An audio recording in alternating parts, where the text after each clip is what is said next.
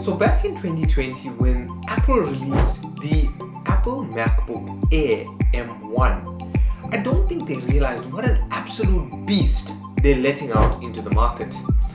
And today we're going to take a look if the Apple MacBook Air M1 2020 is still worth it in 2023.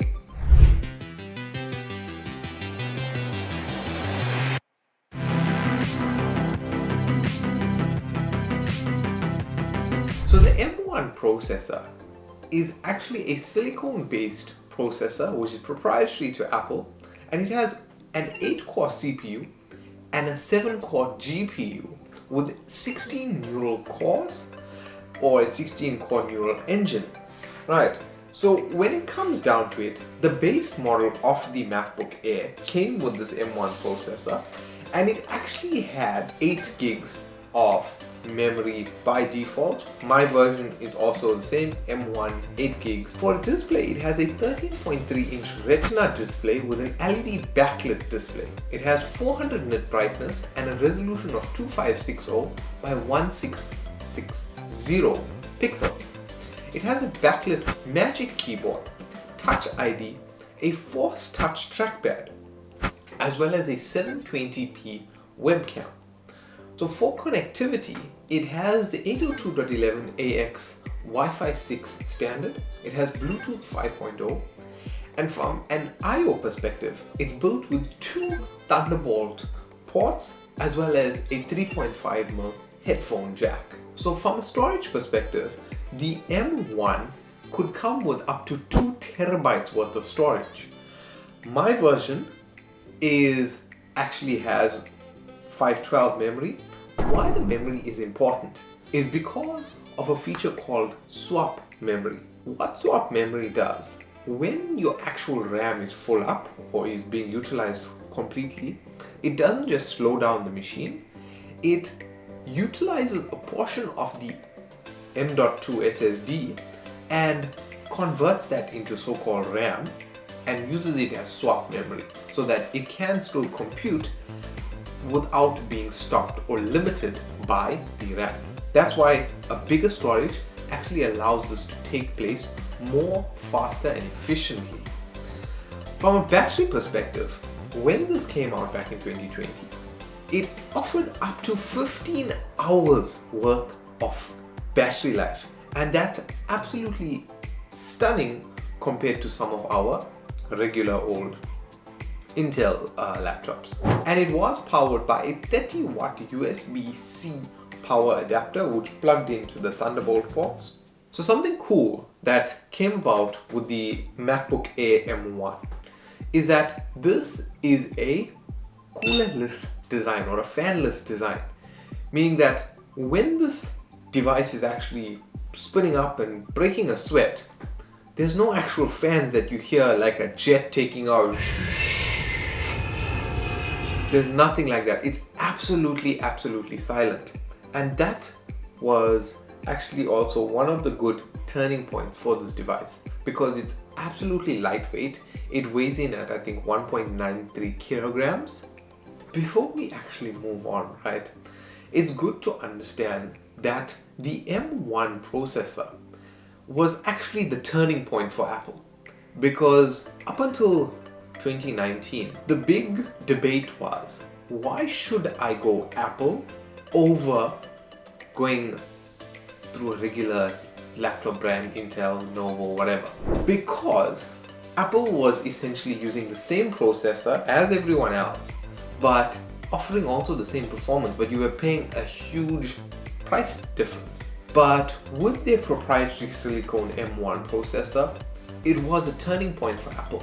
And it's actually put them ahead of not just Intel, it's put them ahead of AMD and Intel. Because this is actually a creator's machine, right? You can use it for regular day-to-day tasks and it does perform well for its price point.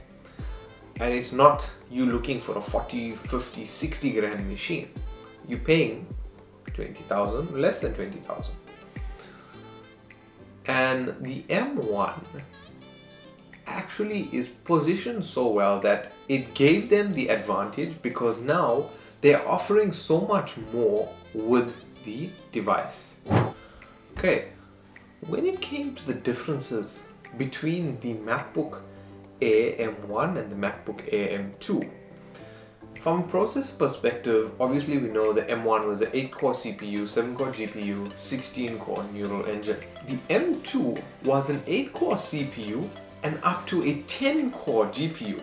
It still had the 16-core neural engine and it had up to 100 gigabits per second memory bandwidth. It still had the unified memory and storage, meaning the swap memory. The M1 came with up to 16 gigs of RAM and up to 2 terabytes worth of storage, whereas the M2 could come with up to 24 gigabytes of RAM and the same 2 terabytes worth of storage. So the M2 came with a slightly smaller bezel, which gave it a 13.6 inch liquid retina display. It had 100 more nit brightness and it came with a 2560 by 1664 pixel display. The M2 also came with a 4-speaker sound system compared to the 2-speaker Dolby Atmos which came with the M1. The M2 also supported spatial audio with dynamic head tracking when you use the AirPods Pro or AirPod Max. The M2 also came with an improved webcam, coming with a 1080p webcam compared to the 720p in the M1. From a connectivity aspect, the ports were exactly the same, as well as the connectivity was exactly the same. The battery life on both of these devices actually was also more or less the same. But although the battery life was the same, from a charging perspective, the M2 actually supported a 35 watt as well as a 67 watt fast charger. So when it came to differentiating between these two, the M1 actually came with the older MacBook Air layout or design, but the M2 actually came with more updated layouts, a thinner bezel and what have you.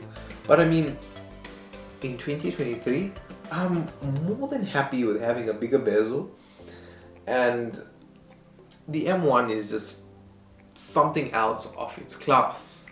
And actually earlier this year, Apple suspended production of the M2 processors and M2 devices because they had lower sales or lower than expected sales.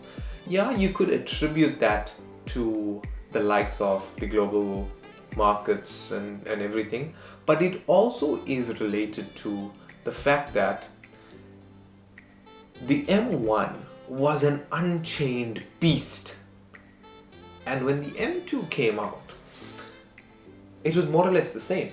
So this, from a laptop perspective, it's not like smartphones, whereas if you come out with a brand new one, I'm going to be like, I don't need this, I'm going out and getting a new one. So most people have stuck with the 2020 M1, and when you compare some of the stats of the M2, there were some changes from a cooler perspective, which meant that it kind of got hot faster and it was slightly thermal throttled. But also what caused a problem was the fact that they made some changes in the communication between the storage and the M2 processor. It's I don't remember the exact words, but it's something to do with a single chip instead of a dual something in relation to storage. And what that did, it actually slowed down the connectivity speed, and in relation, the swap memory that we were talking about, the unified memory where the MacBook is using the SSD as RAM, that actually got slowed down and in turn made the PC feel like it's slower. We all know that in the spring of 2023 for the Southern Hemisphere, that the Apple M3 processor is going to be released. What can we expect out of that? who can tell just yet. But currently where we sit, the M1 MacBook Air is one of the best-selling devices, and as I mentioned, Apple shot themselves in the foot because they never chained the beast. And there's nothing that you can do to change it now. And I hope it's not going to be something like the phones where they're going to push something and make the PC seem slower for us to upgrade, because that is clearly not happening. But all in all, the MacBook M1 receives an absolutely 10 out of 10 thumbs up from me, because this is, I wouldn't say the daily driver, but this is the daily editor. If anything needs to be edited, be it our YouTube videos, be it Insta360 files, everything gets put onto this, gets edited like that. I don't have to worry about the laptop dying on me. I don't have to worry about it overheating, nothing. Obviously, I already explained the hassles I have with leaving it on and just killing the battery like that, but that's a problem for me to deal with. But yeah, all in all, 10 out of 10 from me. And it's not just me saying that because, hey, I have a 20 grand laptop.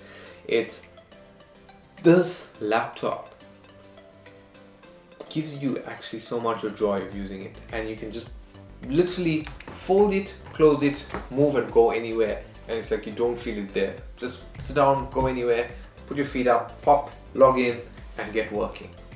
So that's why the MacBook M1 Air gets a 10 out of 10 rating from me, and it is 100% suggested as a buy for 2023 if you are considering purchasing one.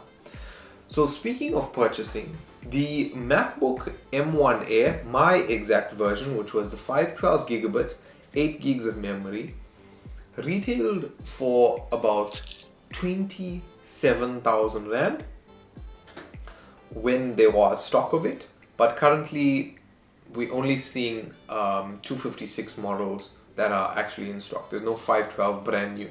There are 512 second hands, which retail from between 23 and 25,000, anywhere in between there.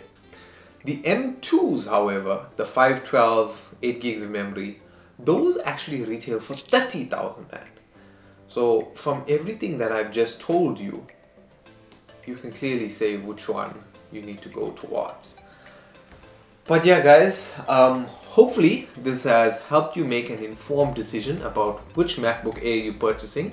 Make sure you purchase the older ones if you want to do the right thing. Don't purchase it second hand, purchase it brand new. But it gives you an indication of what you need to do and what you need to purchase. Guys, if you have anything to tell us about the MacBook M1 Air, let us know in the comment section below, and let's have a conversation. If you think it's worth it, what do you think about the M3 that's coming? Is it going to outperform this, or are we going to see a strong pillar that's going to age like fine wine, getting better and better? But anyway guys, thank you very much for watching. My name's Prashant, and I'll catch you next video.